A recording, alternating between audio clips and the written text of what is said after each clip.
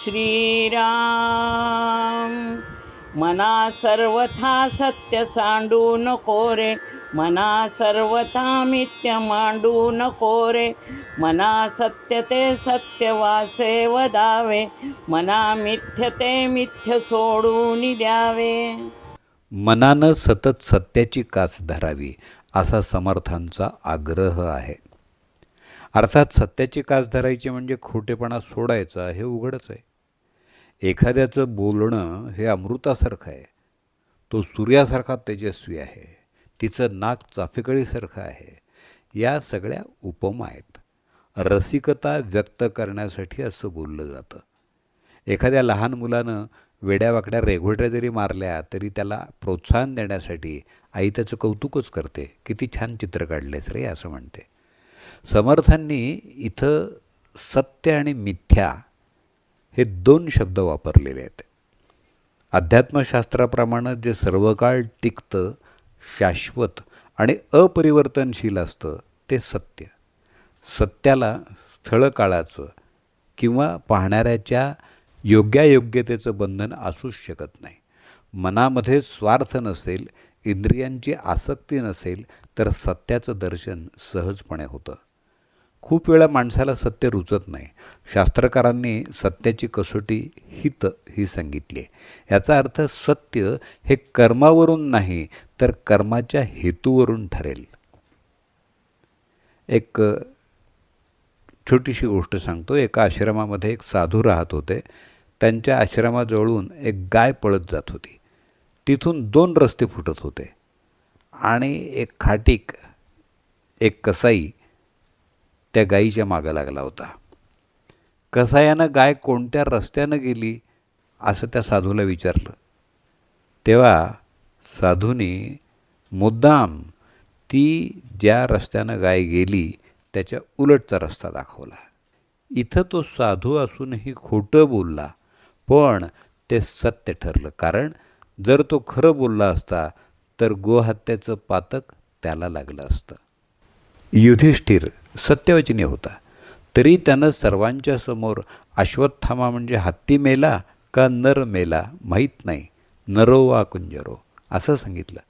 जे श्रेयस्कर, परिणामी लाभदायक, वस्तुतः कल्याणकारक आहे ते हितकारक.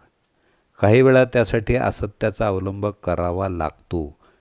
महाभारतामध्ये सत्याची बाजू ठामपणे पटवून देण्यासाठी श्रीकृष्णाला बऱ्याच वेळा खोटं बोलावं लागलं होतं. सर्वसाधारणपणे घरात देखील भरपूर लाडू केले असतील तर ते लपवून ठेवून संपले आहेत बरं का असं सांगावं लागतं. मुलाचं पोट बिघडू नये ही त्यामागची प्रामाणिक इच्छा असते. आजकाल काय खोटं बोलणं हा स्थायी भाव झाला आहे. लोभापोटी खोटं मेडिकल सर्टिफिकेट देणं, शैक्षणिक क्षेत्रामध्ये प्रवेश देताना भरमसाठ पैसे घेणं असे घृणास्पद प्रकार सहज घडताना दिसतात. पुढं समर्थ सांगतात, मना सर्वथा मिथ्य मांडू नको रे. साधारणपणे मिथ्य आणि असत्य हे दोन्ही शब्द सारख्या अर्थानं मानले जातात. पण शास्त्राप्रमाणे असत्य म्हणजे खोटेपणा आणि मिथ्य म्हणजे जे खरं नाही पण खऱ्यासारखं भासतं ते. दुरी असून साप भासतो, चंद्रतारे जसे दिसतात तसे असत नाहीत, हे जे भासमान आहे ते मिथ्या. शंकराचार्य तर जगालाच मिथ्या म्हणतात. जगन मिथ्या. मिथ्या म्हणजे जे वस्तुतः जसं नाही तसं ते अज्ञानामुळं, मोहानं किंवा वैयक्तिक विचारांनी भासणं. दंभ हा मिथ्याच आहे. माणसाच्या ठिकाणी असणारा मी आणि अहंकार इतका जबरदस्त असतो की तो सत्याचं खरं आकलन होऊच देत नाही. अहंकारामुळं जे वाटतं ते वाटणं यथार्थ नसतं. सत्याच्या स्वीकृतीकरता मन, बुद्धी आणि इंद्रिय अत्यंत शुद्ध हवीत. महासाध्वी रेणुका माता, जमदग्नी ऋषींची पत्नी, हिचा शिरच्छेद तिला व्यभिचारिणी ठरवून परशुराम या तिच्या पुत्राकरवी केला. आपली आज्ञा पाळली म्हणून पित्यानं पुत्राला वर मागायला सांगितलं. त्या वरामुळं त्याने काय मागितलं तर परशुरामाने आपल्या मातेला जिवंत करा असाच वर मागितला.